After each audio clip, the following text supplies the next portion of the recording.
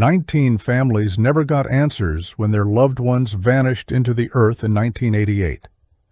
While countless mystery channels exploit tragedies for views, today we're uncovering the documented facts behind this haunting case.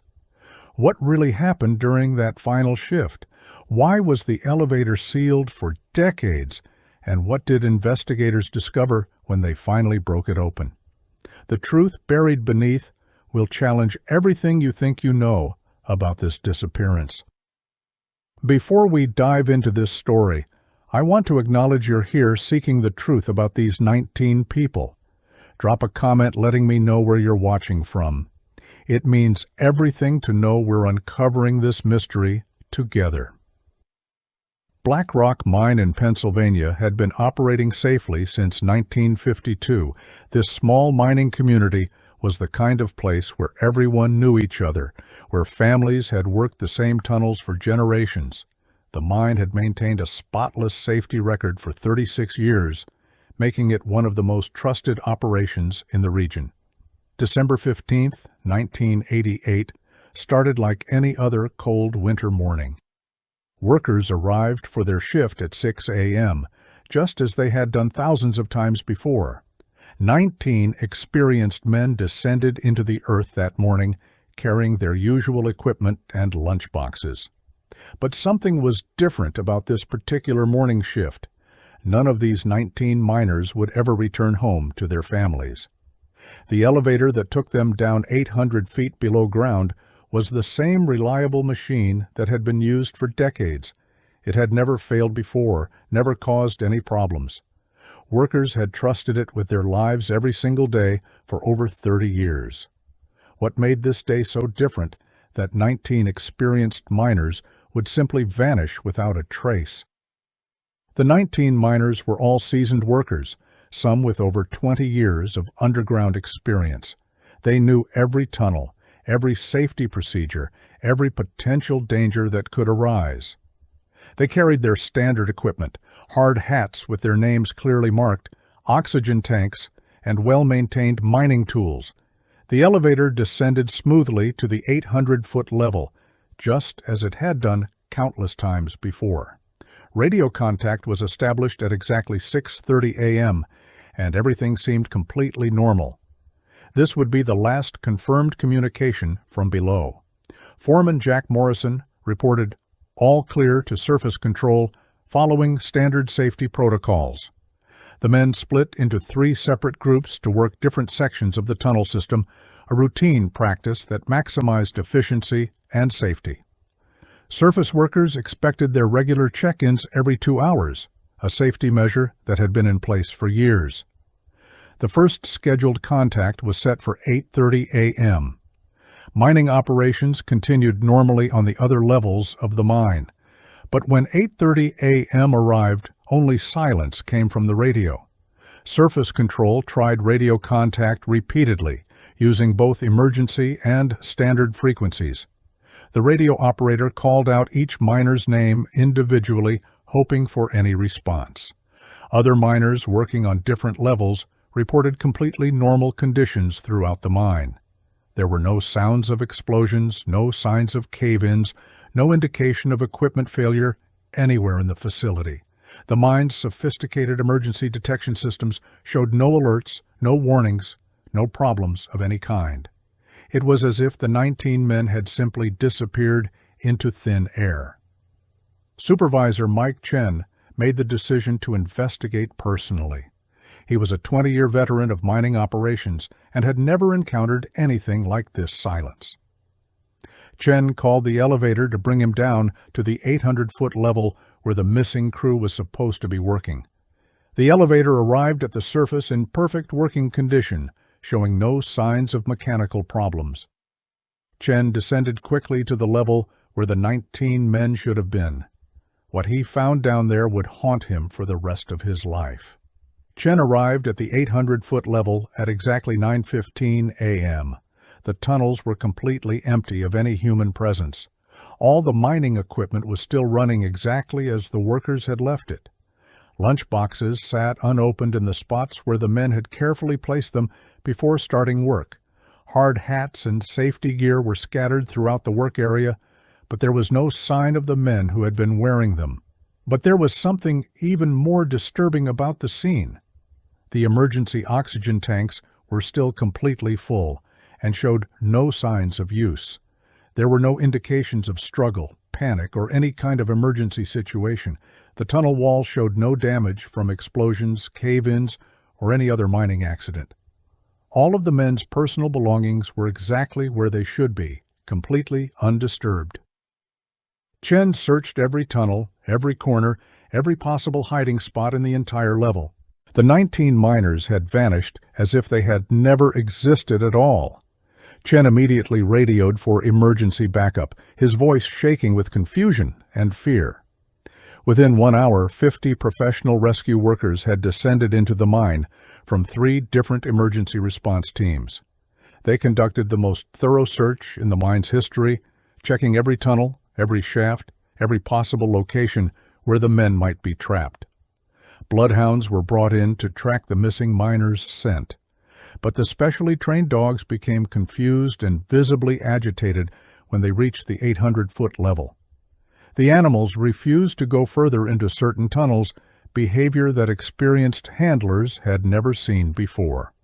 Professional cave rescue teams arrived from 3 different states, bringing the most advanced search equipment available. They used thermal imaging technology to detect any human heat signatures anywhere in the mine system. Sound detection equipment was deployed to pick up even the faintest calls for help. Sophisticated air monitoring devices checked for gas leaks or other dangers that might have overcome the workers. The search continued for 18 straight hours without any breaks, but the most puzzling discovery was still to come. Investigators found clear footprints from all 19 miners leading directly to the main elevator shaft. The prints in the coal dust showed that the men had been walking calmly, not running from any immediate danger. All 19 distinct sets of footprints led in a straight line to the elevator entrance. But here's what made absolutely no sense to anyone. The footprints stopped completely at the elevator. There were no signs that the men had called the elevator or waited for it to arrive. The prints simply ended, as if the men had vanished into the air. Security cameras throughout the mine were immediately checked by investigators.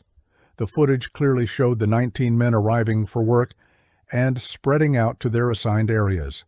Everything appeared normal in those early morning hours. But the cameras positioned near the elevator shaft had mysteriously malfunctioned at exactly 8:27 a.m. They had stopped recording just 3 minutes before the men were supposed to make their scheduled check-in call. Someone or something had deliberately disabled those cameras at the most critical moment. FBI agents arrived within hours to take over what was now being treated as a potential kidnapping case. They brought federal resources and expertise in missing persons investigations. Every tunnel in the mine was carefully mapped and searched again using ground-penetrating radar technology.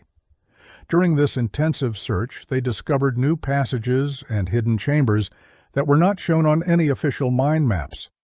Some of these tunnels appeared to be recently constructed, with fresh tool marks on the walls. The mine had secrets that even the owners didn't know about.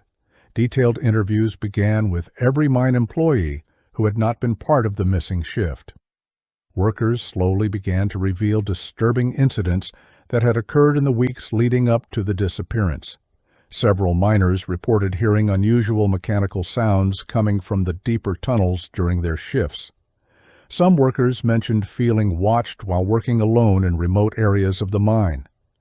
Mining equipment had been moved overnight with no explanation from management. Strange vehicles had been seen at the mine site during non-working hours. The mine had been hiding something dangerous for weeks before the men disappeared. The families of the missing miners refused to accept that their loved ones were simply gone. Sarah Morrison, the wife of foreman Jack Morrison, organized the other 18 families into a unified group, demanding answers.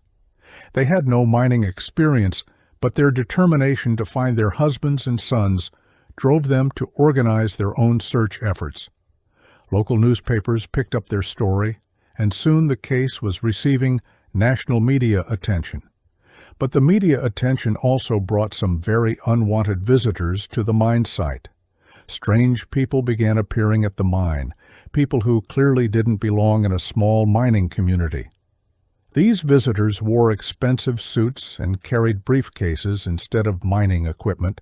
They claimed to be from various government agencies, but their credentials didn't seem to match any known departments. These mysterious officials asked detailed questions about the mine's history and construction, but they showed little interest in actually finding the missing workers. They seemed more concerned with the underground tunnels than with the fate of the 19 men. The government was clearly hiding something about this mine. The suited officials eventually identified themselves as representatives from the Department of Mining Safety. However, when families tried to verify their credentials, they discovered that no such specific department existed. These men then ordered all civilian search operations to be suspended immediately. They declared the mine a hazardous area and forbade anyone from entering. No evidence of gas leaks, structural damage, or any other dangers supported this sudden declaration. The families were being lied to by their own government, and the cover-up was just beginning. Security guards were posted at every entrance to the mine property within 24 hours. Local police received orders to arrest anyone who attempted to enter the restricted area. The FBI investigation was suddenly transferred to unspecified federal authorities with no explanation. All evidence that had been collected during the search was immediately confiscated and marked as classified. Even the professional rescue teams were required to sign strict non-disclosure agreements about what they had seen. The cover-up was clearly much bigger than anyone had initially imagined. Within 1 week, the story completely disappeared from all local newspapers. Reporters who had been covering the case were told that it had been resolved but were given no details about what had happened. The grieving families were approached by government representatives offering substantial financial settlements. The money came with one condition: they had to agree never to speak publicly about the case or their missing loved ones. Most of the families, desperate for answers and struggling financially, reluctantly accepted these payments. But 3 families refused to stay silent about what had happened. Sarah Morrison, Tom Bradley's widow, and the family of Supervisor Mike Chen refused to be bought off. They pooled their resources and hired Robert Hayes, a private investigator with 20 years of experience in missing persons cases. Hayes was a former police detective who had successfully solved dozens of complex disappearances throughout his career. He began his investigation by interviewing every mine worker who was willing to talk, promising them complete anonymity. What he discovered in those interviews would change everything the families thought they knew about the case. Detective Hayes found workers who had been directly threatened by government agents to keep quiet about what they had seen. Speaking only in anonymous interviews, these workers revealed a pattern of strange activities that had been occurring at the mine for months. Underground blasting operations had been heard during non-working hours when no official mining was scheduled. New tunnels were being secretly constructed during night shifts by workers who were not regular mine employees. Only certain workers with special clearances were allowed access to specific areas of the mine. The mine was clearly being used for something far more significant than simple coal extraction. Hayes managed to obtain copies of the mine's financial records through his law enforcement contacts. These documents revealed large payments coming from an unknown government contractor, payments that were labeled simply as special excavation services. The money involved was staggering, more than 10 times what the mine normally earned from coal operations. These mysterious payments had started exactly 3 months before the 19 miners disappeared. Someone in the government was paying millions of dollars for something very specific to be done in that mine. Through his investigation, Hayes discovered that the mine was connected to a highly classified military project. leaked documents revealed that the government had been conducting a secret operation called Operation Deep Dig. This project involved extracting very specific materials from a particular depth underground.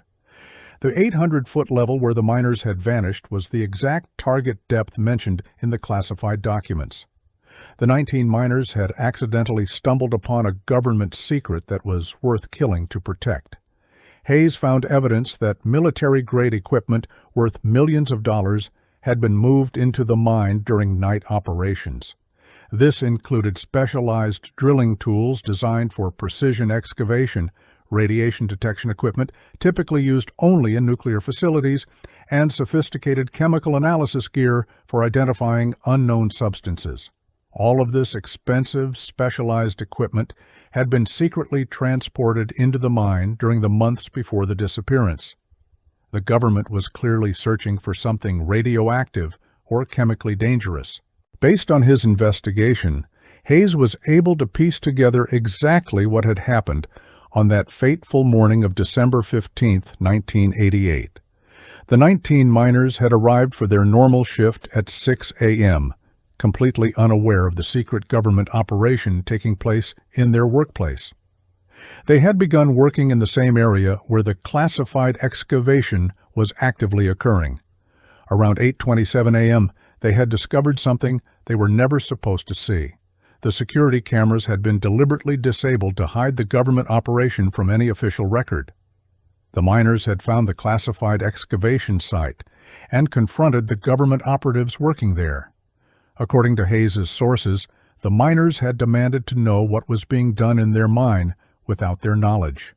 They had threatened to report the unauthorized activities to federal authorities and the media. The government operatives realized they couldn't allow the miners to leave with this dangerous knowledge. A decision was made at the highest levels to contain the situation immediately using any means necessary. The miners were taken into custody to prevent them from revealing the secret operation. This resolved the first mystery of what had happened during that final shift. Hayes discovered that the miners were initially detained by government agents who told them they had accidentally discovered materials related to national security. The men were offered high-paying jobs with the secret project in exchange for their silence about what they had seen. When all 19 miners refused these offers and demanded to contact their families, the situation escalated beyond anyone's control. The government operatives realized they couldn't risk the secret of the operation being exposed to the public. The miners were transported through the secret tunnel system to a secure location far from the mine. Their personal equipment was deliberately left behind to create the appearance of a mining accident or mysterious disappearance. The footprints leading to the elevator were carefully staged by government cleanup crews to misdirect the investigation. All traces of the real classified operation were systematically removed from the mine. But this cover-up was about to become much more serious than anyone had initially planned. Higher-level government officials arrived to personally assess the security situation. After careful consideration, they determined that the 19 miners posed an unacceptable risk to national security. The decision was made to permanently silence all witnesses to the classified operation. The miners were transported to a secure government facility located over 200 miles away from their homes. They were held in this black site compound that was specifically designed for containing security breaches. None of the 19 men would ever be seen alive again. Hayes found leaked records of the facility where the miners were taken. It was a highly classified location used by the government for eliminating people who posed threats to national security operations. The miners were kept there for several months while officials decided their fate. During this time, they were told that their families believed they were dead and that any attempt to contact them would result in their families being harmed. Eventually, the decision was made that they could never be released. But this still didn't explain the most puzzling aspect of the case. After the miners were permanently eliminated, the government faced the challenge of covering their tracks completely. All evidence of the secret operation had to be destroyed without raising additional suspicions. The excavation site was filled with concrete and permanently sealed. The secret tunnels leading to the classified area were deliberately collapsed using controlled explosions. The entire 800-foot level was then declared structurally unsound and off-limits to all personnel. But they still needed to ensure that no one could ever access the evidence that remained. The elevator was the only way for anyone to reach the area where evidence of the secret operation might still exist. Government engineers determined that the elevator had to be permanently disabled to prevent future discovery. However, they couldn't simply remove the elevator without raising suspicions among the local community and mine workers. The solution they devised was to make it appear that the elevator had suffered a catastrophic mechanical failure. The elevator was sealed to hide the truth forever. In January 1989, just 1 month after the disappearance, the entire mine was officially closed. The reason given to the public was geological instability that made continued operation too dangerous. No independent geological inspections were allowed to verify this claim. The elevator was sealed using industrial-grade concrete, reinforced with steel, a process that cost the government over $2 million. Warning signs were posted throughout the property, declaring the area hazardous and off-limits to all civilians. The mine property was quickly sold to a government shell company and fenced off as a restricted area. For the next 37 years, the secret remained buried beneath tons of concrete and steel. The families of the missing miners grew old without ever learning the truth about what had happened to their loved ones. Some of the wives and children passed away still believing that their husbands and fathers had died in a tragic mining accident. The government maintained their cover story through multiple presidential administrations. New generations of Americans grew up never knowing about the 19 miners who had sacrificed their lives to protect their community. But secrets, no matter how deeply buried, have a way of eventually surfacing. In 2024, the government's long-term contract on the mine property finally expired. The land was scheduled to be sold to Mountain View Development Company, which planned to build a residential community on the site. Environmental surveys were legally required before any construction could begin on the former industrial property. These routine surveys were about to reveal what the government had hidden for nearly 4 decades. The sealed elevator was about to be discovered by people who had no knowledge of the dark secrets buried beneath their feet. Mountain View Development Company purchased the property with plans to create a modern residential community. They had been told that the mine was simply abandoned due to economic factors in the late 1980s. The development team had no knowledge of the mine's true history or the classified operations that had taken place there. Environmental testing began in March 2024 as part of the standard due diligence process. The developers had no idea what they were about to uncover beneath the innocent-looking concrete pad. Ground-penetrating radar revealed the presence of a large concrete structure buried beneath what appeared to be a simple foundation. The concrete seal was much thicker and more reinforced than would ever be necessary for a normal mine closure. Industrial-grade materials and the massive amount of concrete suggested that this was much more than a simple abandonment. The developers contacted local authorities for guidance on how to proceed with their construction plans. The investigation that followed would change everything that people thought they knew about the case. Local authorities were immediately confused by the developers' findings. No official records existed anywhere of the elevator being sealed with such elaborate concrete work. The original mine closure documents mentioned only standard safety procedures that should have involved simple barriers and warning signs. The concrete seal they had discovered was clearly designed to be permanent and impenetrable. Historical mining experts were consulted, and they all agreed that this was definitely not a normal mine closure procedure. The developers were legally required to ensure that their construction site was completely safe for residential development. They needed to understand exactly what was sealed inside the massive concrete structure before they could proceed with building homes. Permits were filed with the county to partially break the concrete seal and investigate what lay beneath. When these permit applications became public record, local residents began asking questions about the old mine and why it had been sealed so mysteriously.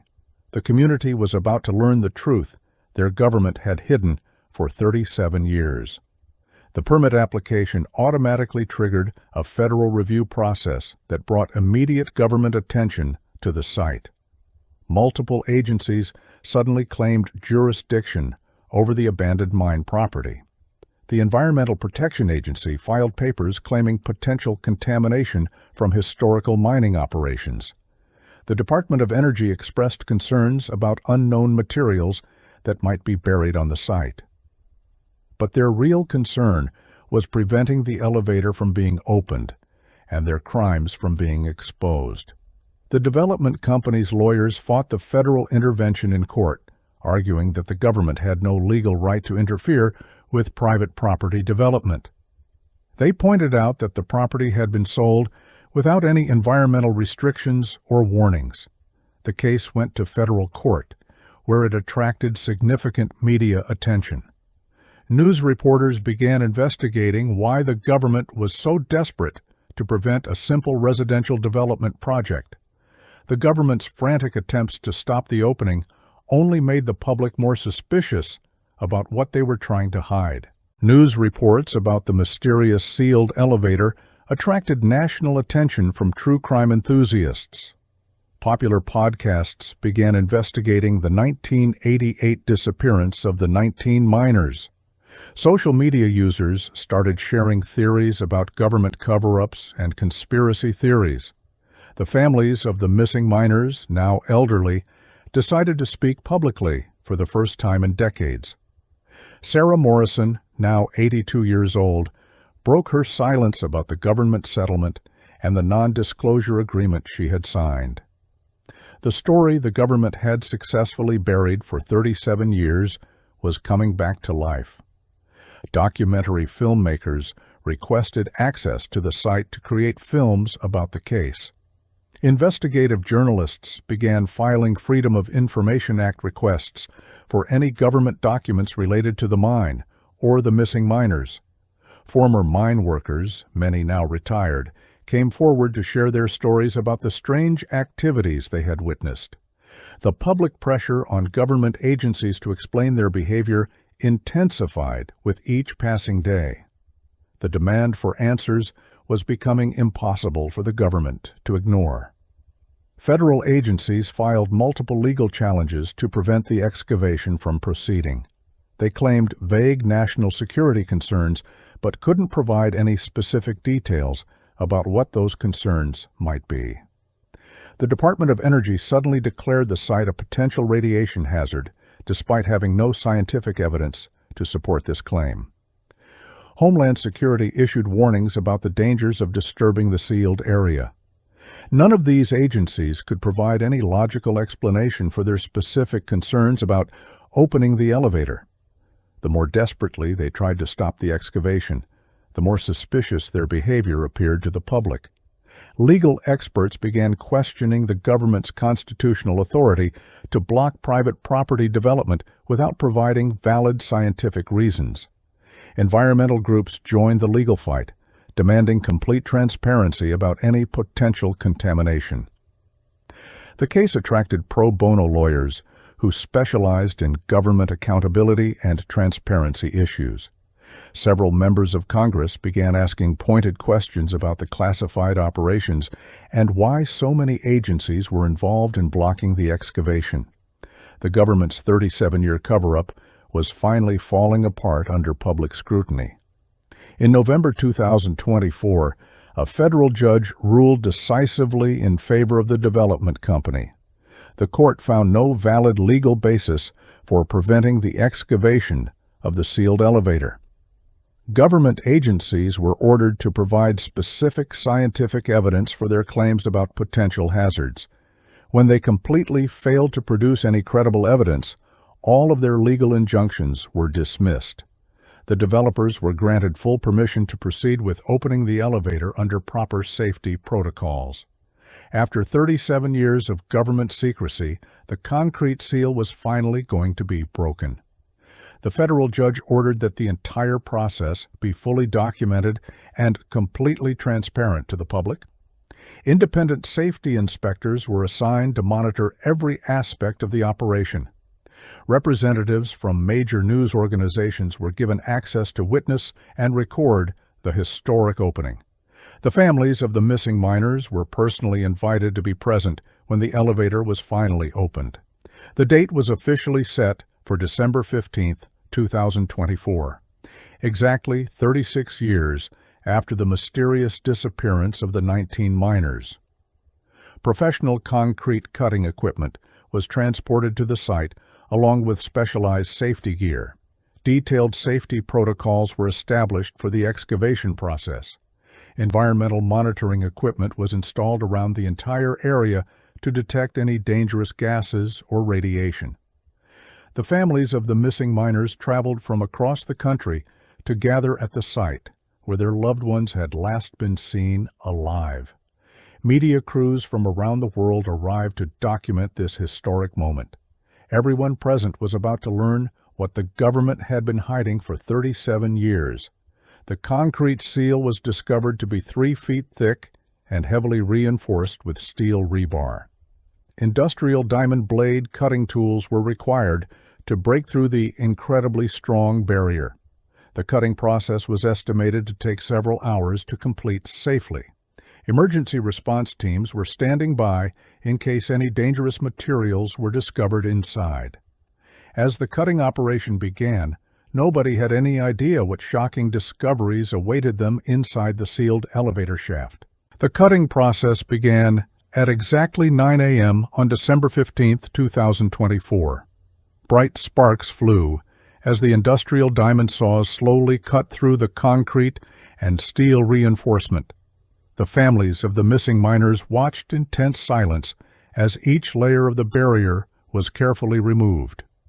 After 4 hours of painstaking work, the cutting crews finally broke through to create the first opening. Air samples were immediately taken and analyzed to test for any dangerous gases or radiation. The moment everyone had waited 37 years for had finally arrived.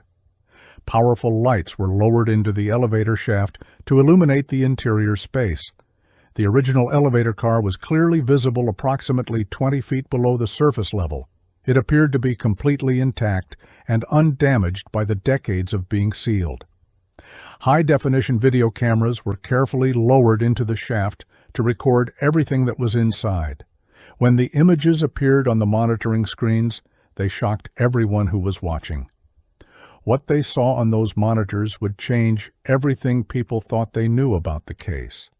The elevator car contained far more than anyone had expected to find. Personal belongings of the missing miners were scattered throughout the small space. Hard hats with the workers' names clearly visible were lying exactly where they had been left.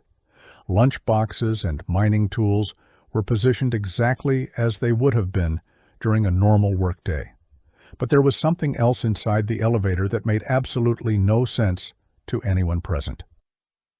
The elevator car also contained multiple boxes of classified government documents. Dozens of files marked Top Secret were stacked in neat piles in one corner of the elevator. Military equipment and sophisticated scientific instruments filled the remaining available space. The elevator had clearly been used as a secure storage facility for highly classified materials.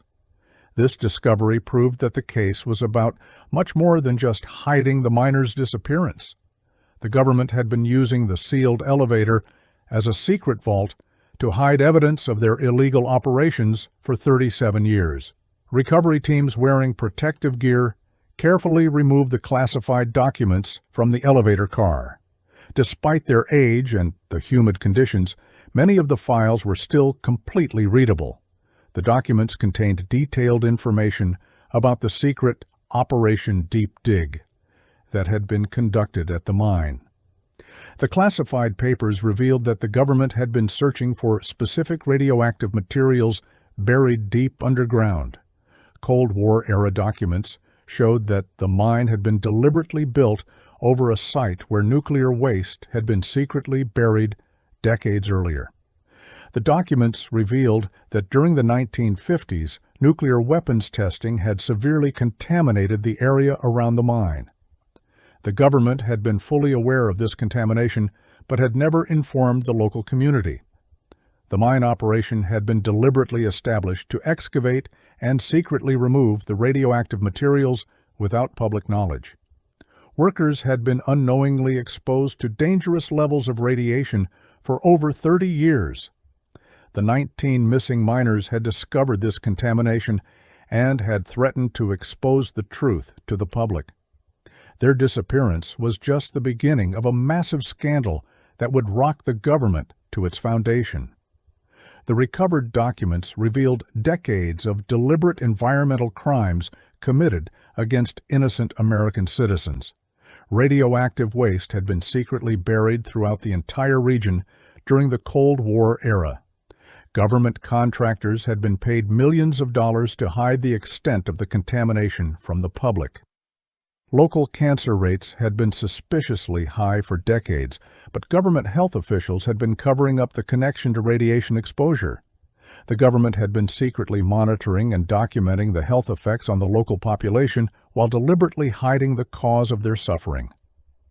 Hundreds of families had been unknowingly exposed to deadly radiation for generations.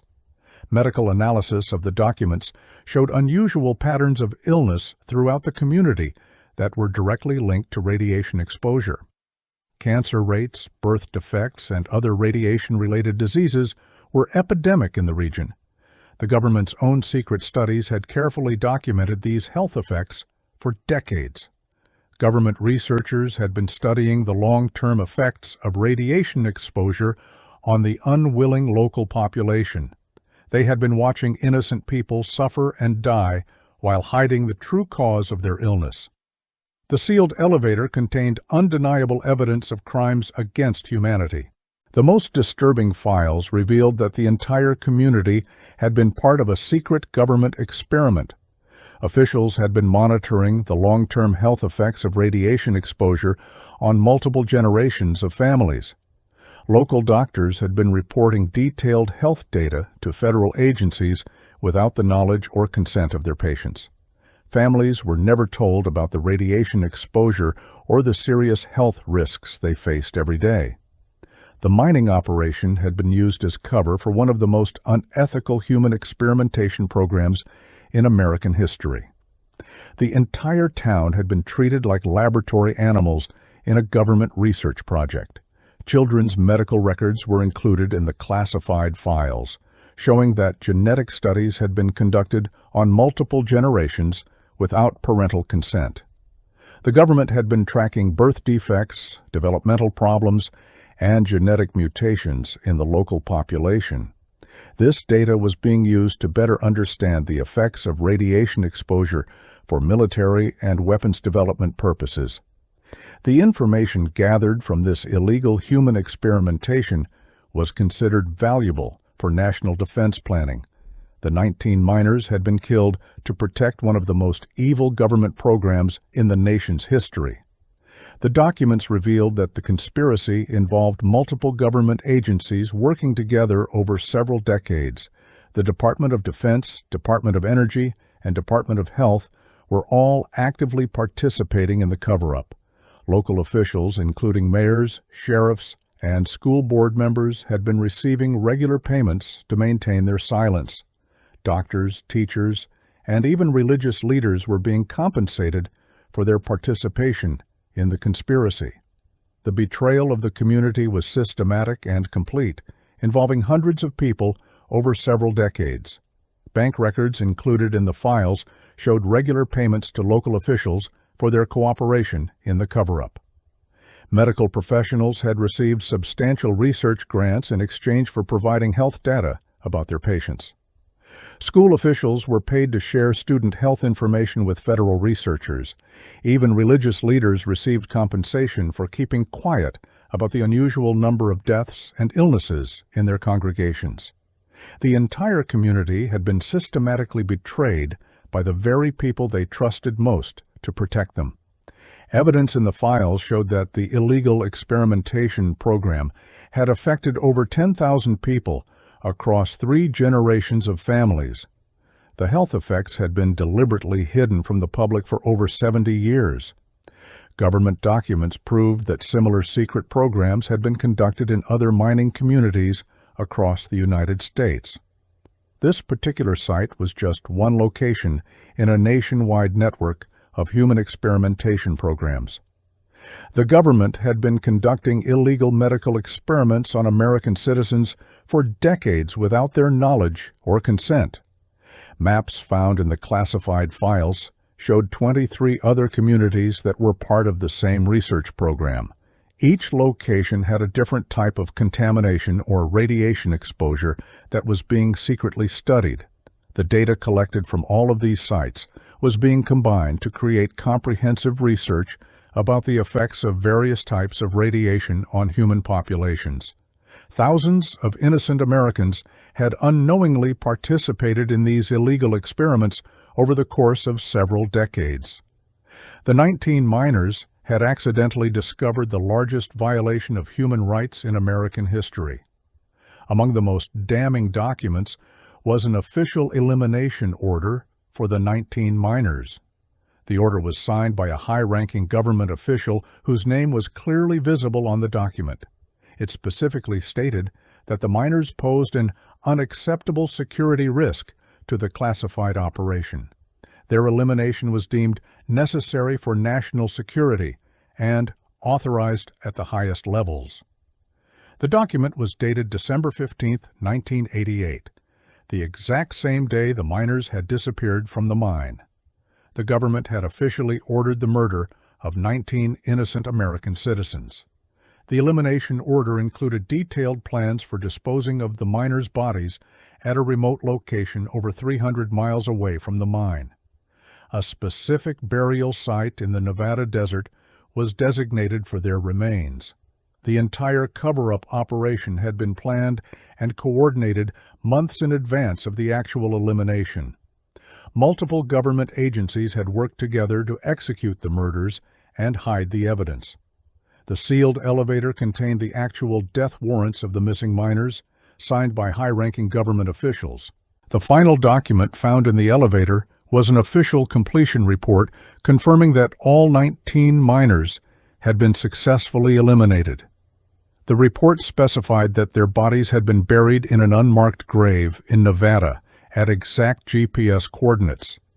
It included detailed descriptions of the burial site and the methods used to conceal the grave. The report was dated January 15, 1989, exactly 1 month after the miners had disappeared from the mine. After 37 years of wondering, the families finally knew the exact location where their loved ones had been buried. The completion report included photographs of the burial site and detailed inventories of each miner's personal effects. Everything the men had been carrying was cataloged and then destroyed to eliminate any trace of their existence. The elimination team responsible for the murders was immediately disbanded, and its members were reassigned to different locations. All documentation of the operation was supposed to have been destroyed, except for these files that had been hidden in the sealed elevator. The elevator had been permanently sealed to hide the evidence of premeditated mass murder committed by the United States government.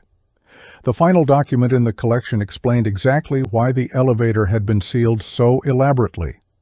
Government officials had realized that they had created far too much physical evidence of their crimes. The elevator shaft contained proof of the murders, the cover-up, and the illegal human experimentation program. Simply removing all the evidence would have been too risky and might have raised suspicions. The decision was made to seal the elevator permanently with industrial-grade materials. They had never expected that anyone would have the resources or legal authority to break through the seal 37 years later. The sealing operation had cost the government over $2 million and had required industrial equipment and specialized concrete. The site had been continuously monitored by security personnel for decades to ensure that no one attempted to access the sealed evidence. Government agents had been watching the mine property since 1988, ready to intervene if anyone got too close to the truth. Now, after 37 years of secrecy, the world was about to learn the complete truth about what had happened to the 19 missing miners. Federal investigators arrived at the scene within hours of the document discovery. They immediately confirmed the authenticity of the classified files using advanced forensic techniques. The evidence was overwhelming and completely undeniable. Multiple government agencies were directly implicated in the most serious crimes imaginable. The investigation was immediately expanded to include all 23 sites mentioned in the recovered documents. This was about to become the largest government scandal in American history. Congressional hearings were scheduled immediately to address the shocking revelations. The Attorney General announced that a special prosecutor would be appointed to handle the criminal investigation. International human rights organizations demanded their own independent investigations into the illegal experimentation programs. The United Nations Human Rights Council was officially notified about the systematic violations of human rights. The government could no longer hide or deny what they had done to innocent American citizens. News of the elevator discovery spread around the entire world within hours of the opening. Every major news network sent their top investigative teams to cover the developing story. Social media platforms were flooded with outrage and demands for immediate justice. The hashtag #Justice4. The 19 became a global trending topic within hours. The families of the murdered miners suddenly became the center of international attention. The story that the government had successfully buried for 37 years was now front-page news in every country around the world. International media outlets compared the government's actions to the human experimentation programs conducted by Nazi Germany during World War II. Civil rights organizations called it the worst government crime in American history. Massive protests began in major cities across the United States, demanding accountability and justice for the victims. The public outrage was unlike anything that had been seen in decades.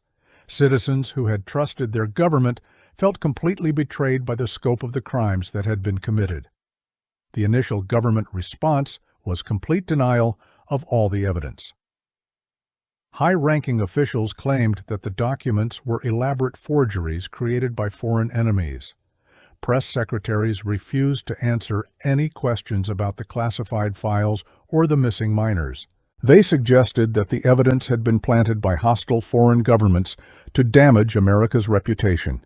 Emergency meetings were held at the highest levels of government to develop a response strategy. But the evidence was far too overwhelming and scientifically verified to be dismissed or denied. Advanced document authentication techniques proved beyond any doubt that all the files were completely genuine. Handwriting analysis confirmed that the signatures on the elimination orders were authentic. Paper aging and ink analysis dated the documents to exactly the time periods indicated. Government officials who had initially denied the evidence began resigning from their positions rather than face questions about their involvement. The truth was simply too powerful and well-documented to be suppressed or explained away. Emergency congressional hearings began within 1 week of the elevator opening. Surviving government officials who had been involved in the cover-up were subpoenaed to testify under oath. Many of these officials claimed they had been just following orders from higher authorities. Others invoked their Fifth Amendment rights and refused to answer any questions about their participation. The families of the murdered miners were given the opportunity to testify publicly for the first time in 37 years. For the first time since 1988, they could tell their stories to the entire world. Sarah Morrison's emotional testimony brought the entire congressional hearing room to complete silence. She described 37 years of not knowing what had happened to her beloved husband, Jack. Other family members shared their decades of pain, loss, and unanswered questions. The entire nation watched as the true human cost of the government's crimes was revealed in heartbreaking detail. The family's powerful testimonies changed public opinion forever and made it impossible for anyone to defend the government's actions. The special prosecutor announced criminal charges against 47 people. Current and former government officials faced murder charges. Conspiracy charges were filed against hundreds of others. The largest criminal case in American history had begun. International arrest warrants were issued for officials who had fled the country. Justice was finally coming for the 19 miners. The charges included murder, conspiracy, and crimes against humanity. RICO charges were filed against the government agencies involved. Civil rights violations carried potential life sentences. International law experts were consulted about war crimes charges. The legal battle would take years, but the truth was finally out. Using the GPS coordinates from the documents, investigators located the burial site. It was in a remote desert area 300 miles from the mine. Ground-penetrating radar confirmed the presence of human remains. The excavation began under strict scientific protocols.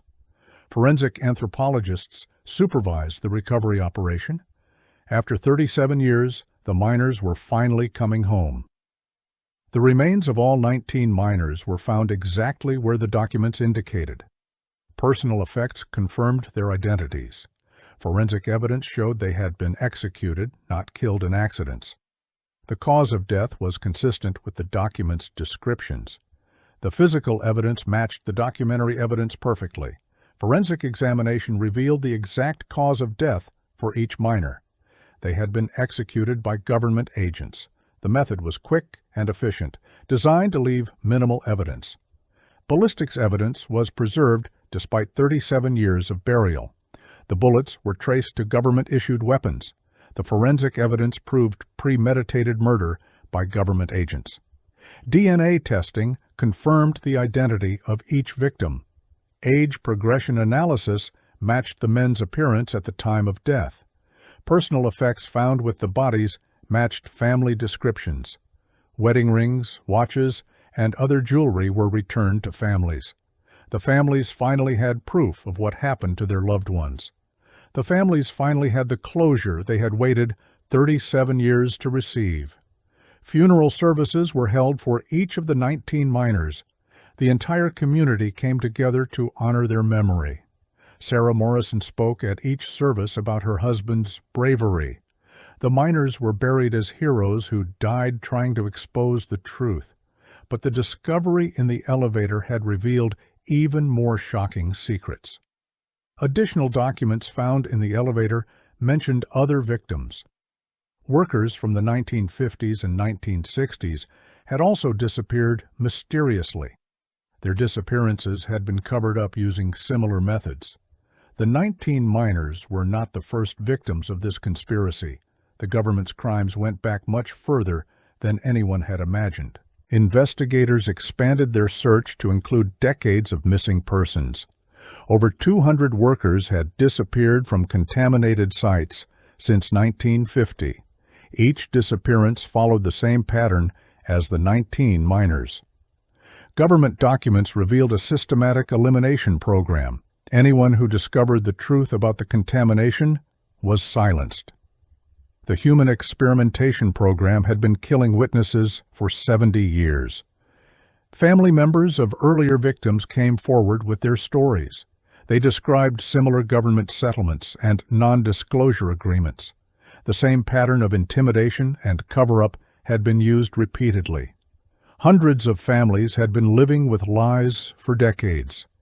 The 19 miners were just the tip of an iceberg of government murders. The United Nations Human Rights Council launched an investigation. International criminal courts began considering war crimes charges. Allied nations expressed shock at the scope of the human experiments. Diplomatic relations were strained as the full truth emerged. The International Criminal Court issued arrest warrants for key officials. America's reputation as a defender of human rights was destroyed. Trade partners began questioning other aspects of government honesty. International nuclear agreements were suspended pending investigation. Foreign governments demanded access to their own citizens' exposure data. The scandal threatened America's position as a world leader.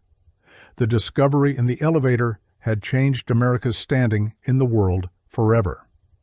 Medical teams began screening all residents of the affected communities.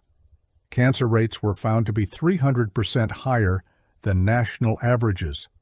Birth defects and genetic disorders were epidemic in the region. Thousands of people had been unknowingly suffering from radiation sickness. The government's own studies had documented the health effects for decades.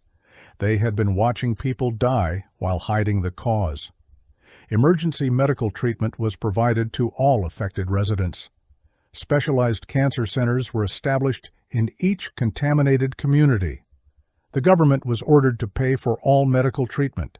Compensation funds totaling billions of dollars were established. The human cost of the cover-up was still being calculated. The first criminal trials began exactly 1 year after the elevator was opened. Government officials were convicted of murder in the first degree. The conspiracy charges resulted in life sentences for key participants. Civil lawsuits resulted in billions of dollars in damages. The largest class action settlement in history was approved. Justice was finally being served, but it couldn't bring back the dead. Constitutional amendments were proposed to prevent future government experiments. New oversight agencies were created to monitor government activities. Whistleblower protections were strengthened to encourage reporting. The victims' families became advocates for government transparency. The legacy of the 19 miners would protect future generations.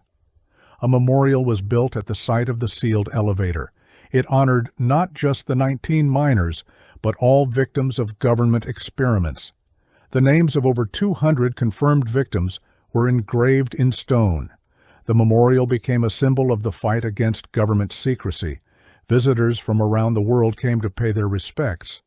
The sealed elevator had become a monument to truth. Educational programs were established to teach future generations. The story of the 19 miners became required curriculum in schools. Documentary films and books ensured the story would never be forgotten. Annual remembrance ceremonies honored the victims and their families. The truth that was buried for 37 years would now live forever. In the deepest part of the elevator shaft, investigators found one final document. It was a personal letter from Jack Morrison to his wife Sarah. He had written it on the morning of December 15, 1988. The letter described what the miners had discovered in the tunnels. He wrote that they planned to expose the truth, no matter what happened. Jack Morrison had known they were in danger. The letter revealed the miners had tried to document the contamination. They had taken photographs and collected samples as evidence. Jack wrote that they would rather die than let the government continue poisoning people. He told Sarah to never stop fighting for the truth. The miners had sacrificed their lives to save their community. Sarah Morrison lived to see justice served at age 83. She held Jack's final letter during the memorial dedication. The 19 miners were posthumously awarded the Presidential Medal of Freedom. Their sacrifice had exposed the largest government conspiracy in American history. The sealed elevator had preserved the evidence that brought down an empire of lies. What started as a mystery had become a movement for truth. Government transparency laws were passed in honor of the miners. The Morrison Act required public disclosure of all human experiments. Families around the world used the case to seek justice for their own losses. The story proved that truth, no matter how deeply buried, will eventually surface. Sarah Morrison's final words at the memorial were simple. They died as heroes, and now the world knows. The 19 miners who vanished underground in 1988 had finally come home, and their sacrifice had changed the world forever. The story of the 19 miners vanished underground in 1988 stands as one of history's most shocking, real unsolved mysteries turned into a tale of justice finally served. What began as miners trapped underground became a decades-long cover-up that transformed into the ultimate true crime disappearance case. When that abandoned mine elevator was discovered sealed, after 37 years, it revealed not just missing person cases, but systematic government crimes against humanity. This mining disaster represents more than just another entry in famous mining disasters. It's a testament to how disappeared without a trace, cases can hide the darkest secrets. The mysterious disappearances of these miners, who vanished without explanation, ultimately exposed underground mine rescue efforts that were never meant to happen because there was never an accident to begin with. From unsolved missing person cases to real-life suspense mysteries, this story proves that even the most carefully buried truths eventually surface, no matter how many decades pass.